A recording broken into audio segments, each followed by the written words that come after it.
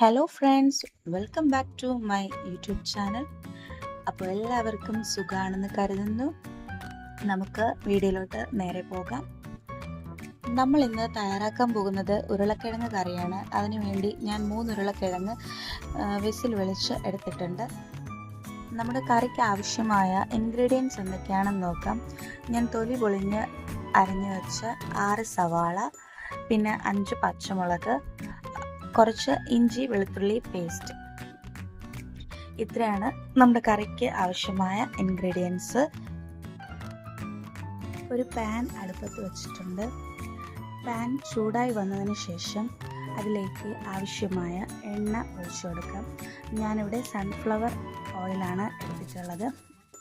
ഇനി നമ്മുടെ എണ്ണയും കൂടെ ചൂടായി വരുമ്പോഴേക്കും അതിൽ 1/4 ടീസ്പൂൺ കടുക് ചേർത്ത് കൊടുക്കാം. നമ്മുടെ കടുക് പൊട്ടുന്ന ആ ഒരു സമയം കൊണ്ട് നമുക്ക് അതിനോടൊപ്പം കറിവേപ്പില ചേർക്കാം. എന്നാലും നമുക്ക് കുറച്ച് കഴിഞ്ഞിട്ട് കടുക് പൊട്ടി വരുമ്പോൾ കുറച്ച് കറിവേപ്പില കൂടെ ചേർത്ത് കൊടുക്കാം. ഇനി നമുക്ക് ഇതിലോട്ട് നേരത്തെ കട്ട് ചെയ്ത് മാറ്റിയ സവാള ഇട്ട് കൊടുത്ത്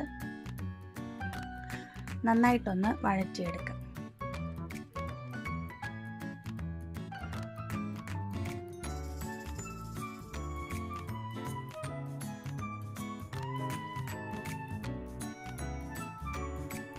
നമ്മുടെ സവാള നന്നായി വെന്ത് വരാൻ വേണ്ടിയിട്ട് അല്പം ഉപ്പ് കൂടെ ആഡ് ചെയ്ത് നന്നായിട്ടൊന്ന് ഇളക്കി കൊടുക്കാം.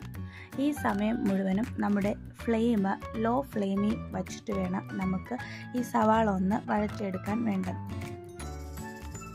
നമ്മുടെ സവാള വെന്ത് പാകമാകി വരുന്ന ആ ഒരു സമയം കൊണ്ട് നമ്മൾ നേരത്തെ കുക്കറിൽ വിസിൽ വിളിച്ച് മാറ്റി വെച്ചിരുന്ന നമ്മുടെ ഉരുളക്കിഴങ്ങ് നമുക്ക് കൈ കൊണ്ടൊന്ന് ഉടച്ചു മാറ്റാം.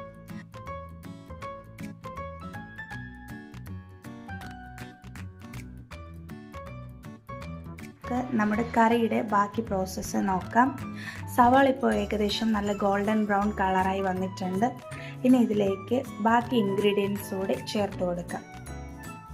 നമ്മൾ നേരത്തെ കട്ട് ചെയ്ത് മാറ്റിയ 5 പച്ചമുളക്, പിന്നെ കുറച്ച് ഇഞ്ചി വെളുത്തുള്ളി പേസ്റ്റ് ചതച്ചത്, അതും കൂടെ നമുക്ക് ചേർത്ത് നന്നായിട്ടൊന്ന് ഇളക്കിയെടുക്കാം.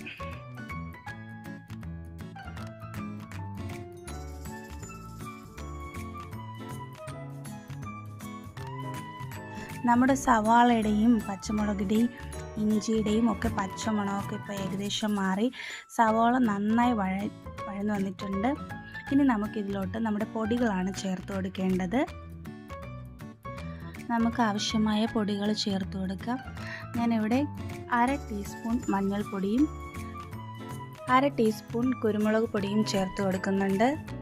നമ്മുടെ മസാലയുടെ പച്ച മണമൊക്കെ ഇപ്പോൾ നല്ലോണം മാറിയിട്ടുണ്ട്.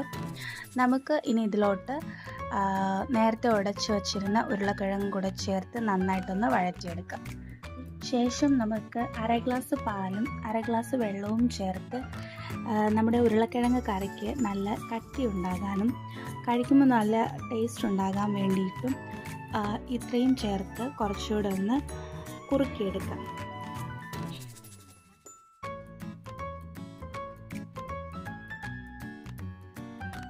ശേഷം നമ്മുടെ കുറുകി വന്ന ഉരുളക്കിഴങ്ങ് ഗ്രേവിയിലോട്ട് അല്പം ഗരം മസാല, ഒരു 1/2 ടീസ്പൂൺ ഗരം മസാല കൂടി ചേർത്ത് നന്നായിട്ടൊന്ന് ഇളക്കി കൊടുക്കുന്നുണ്ട്.